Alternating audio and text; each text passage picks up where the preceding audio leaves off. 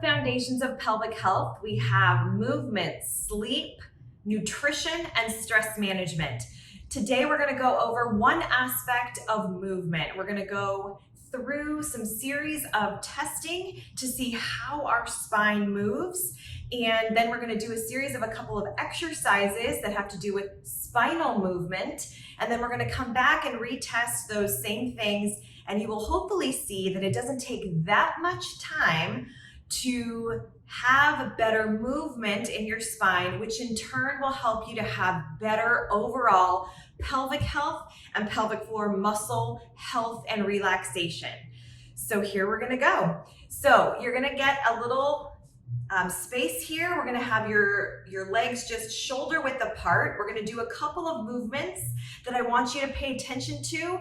When we do the movement, I want you to pay attention to what does that movement feel like? We want to look at the movement quality. We want to be moving slow enough so that we don't, so if we run into an area of discomfort, we're not blowing through that area. And then we want to see, once we get to the end of our range, what stops us from moving further? And where do we feel that restriction?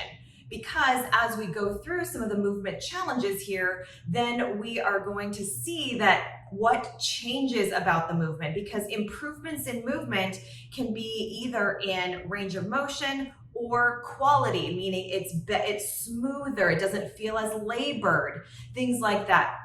So the first thing I want you guys to do is get your stance about shoulder width apart.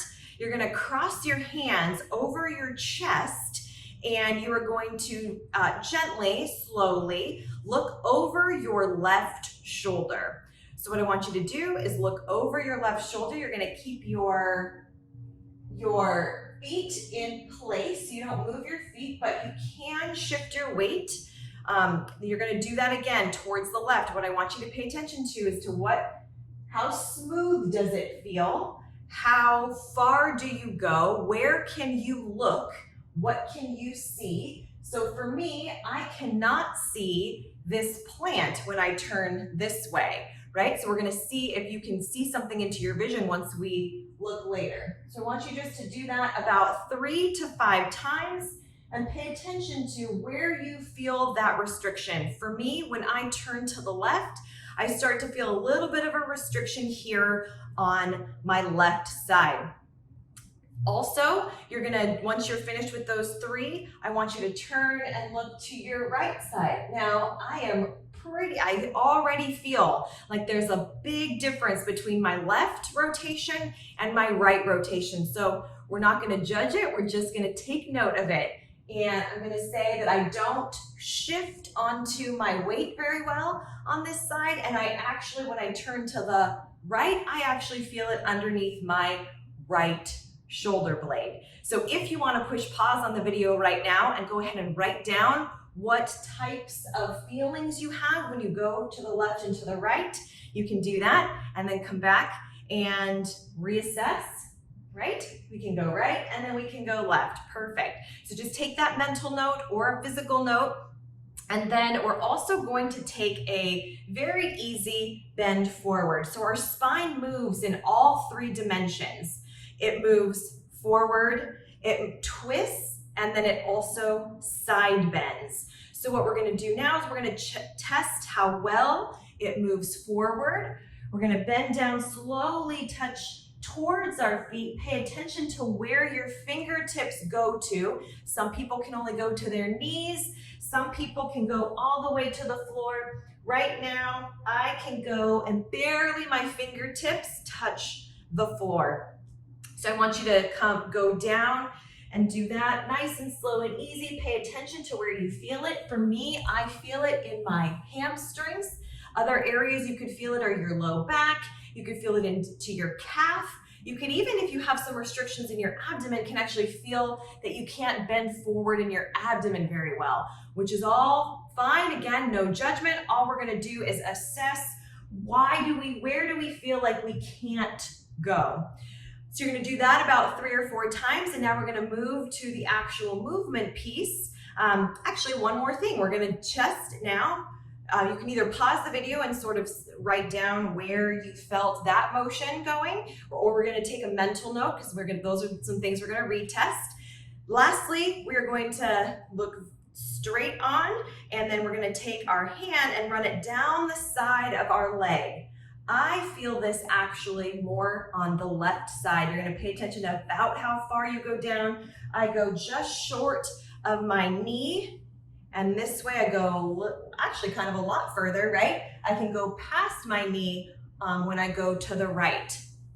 So I want you to again pay attention to how easy this is for you. How does that feel? Do you feel it here? Do you feel it here? Is it more in the front? Is it more in the back? And then come up and then come to this side again, this way. So you can see I go a lot further on the right, and I actually feel it on the left here. I don't feel it here on this side. So my right and left sides are extremely different. This is where I go to here. So again, we just did an assessment of all of the sides of motion from your spine. So we did rotation, we did flexion, and then we did side to side. There is an extension range of motion, but we will not be doing that today. That's a little bit more individualized for people, what they can tolerate. So now we're gonna do a couple of exercises. These ones are gonna be on your hands and knees. I'm just gonna adjust this like this, you can see. And we're gonna go through just a couple of exercises, and you'll see that we're not gonna stay here for very long, but then we're gonna come back and retest some of those same motions to see if we can improve some of that spinal movement in our bodies, which is gonna in turn help to take less stress off of your pelvic floor and pelvic girdle. And that can help with a wide variety of issues that we can have in our pelvic floor muscles. So we're gonna take a position down on our hands and knees. Make sure that you can get on and off the floor if you get into this position. I'll give you, if you can't get on and off the floor here, what you're gonna do is you're gonna just repeat some of those motions that we did to assess. So that's gonna be your exercise movement. But for the rest of us that can get down on the floor, you're gonna get your knees pretty much stacked on your hips. You're gonna bend forward, and you are going to place your hands underneath your shoulders. So we don't want it up here, and we don't want it too much here. That puts a lot of stress and strain here. So just find a comfortable position. Don't worry about being perfect. And if this, for some reason, bothers your wrists, you can also do it with a closed fist. So you don't have to actually have wrist extension, so then your wrist can stay neutral.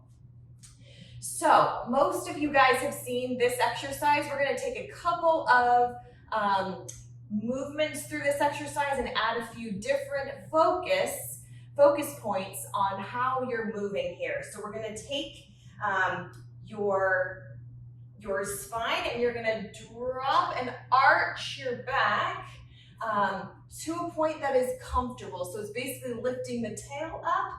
You guys have probably seen this as cat-cow. It's a very easy yoga pose to do. So I am arching my back, I'm keeping my arms straight, and I'm lifting my neck up towards the sky.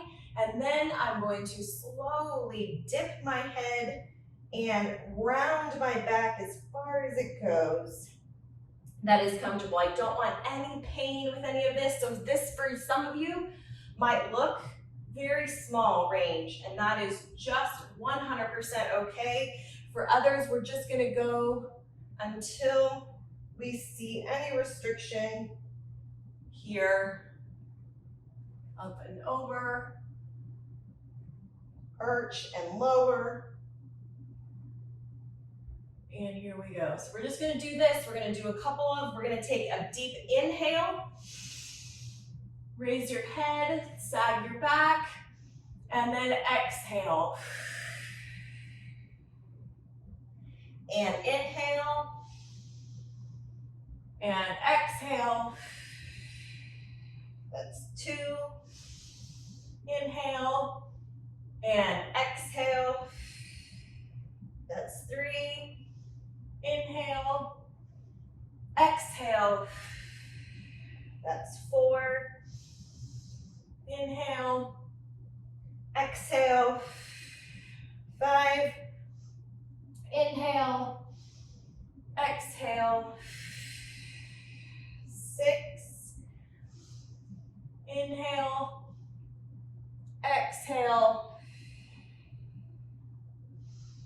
inhale, exhale. This is 8, we're going till 10. Inhale and exhale. 9. This is the last one. Inhale and exhale. Perfect. So you should have felt that as you go through even just 10 of those, that the range of motion that you're able to go through can be even a little bit improved, even just with 10 little exercises like that. Notice that we also added the breath with it, which can also enhance what our pelvic floor is doing with our diaphragm. So remember, as we take a deep breath in, our diaphragm comes down and our pelvic floor relaxes. And when we take an exhale, we're also improving the ability of our abdominal muscles to come together, and we are helping our pelvic floor to come back to a normal resting position. So that's why we add breath like that through that. So now we're gonna add a little bit of a rotation to that. So we're gonna take the same position that we were just in, and we are gonna take one hand here. You see there's a keyhole right here.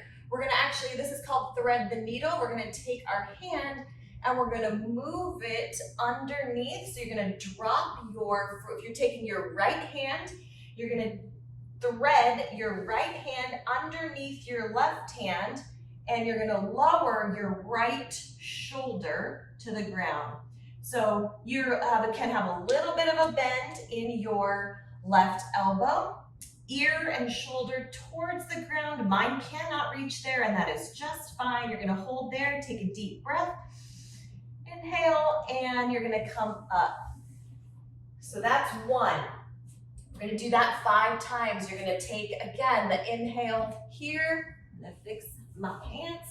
You're gonna inhale, exhale, thread the needle, shoulder and ear towards the floor, does not have to get there, and you're gonna come back up. That's 2. You're gonna take a deep breath in, inhale, and then exhale, move, thread the needle, come through, ear towards the ground. I'm now getting a little bit closer, which is nice, and I can feel a nice stretch. That's 3. Inhale, exhale, move through that. Great. Inhale, exhale. One more time. I can now almost get all the way down, which feels really quite nice.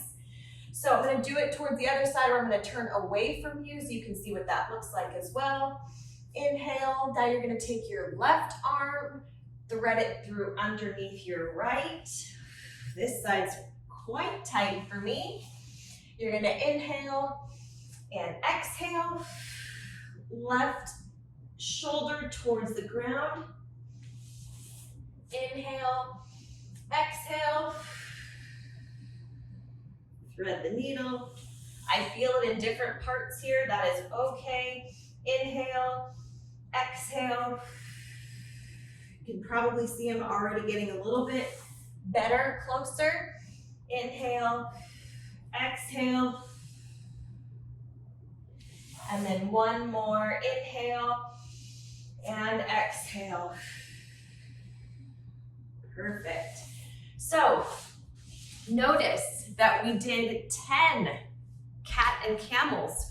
We did only 5 on each side of our other exercise, thread the needle. And now we're going to do the same reassessment that we did. So we're going to take our arms across our chest, and we're going to recall how smooth the motion was. What could you get to and look at? So remember, I could not see that plant before, so I'm going to try to turn to the left. And now I can see all the way to that plant, and I start to feel it in a little bit different place. And then now I can turn to the right.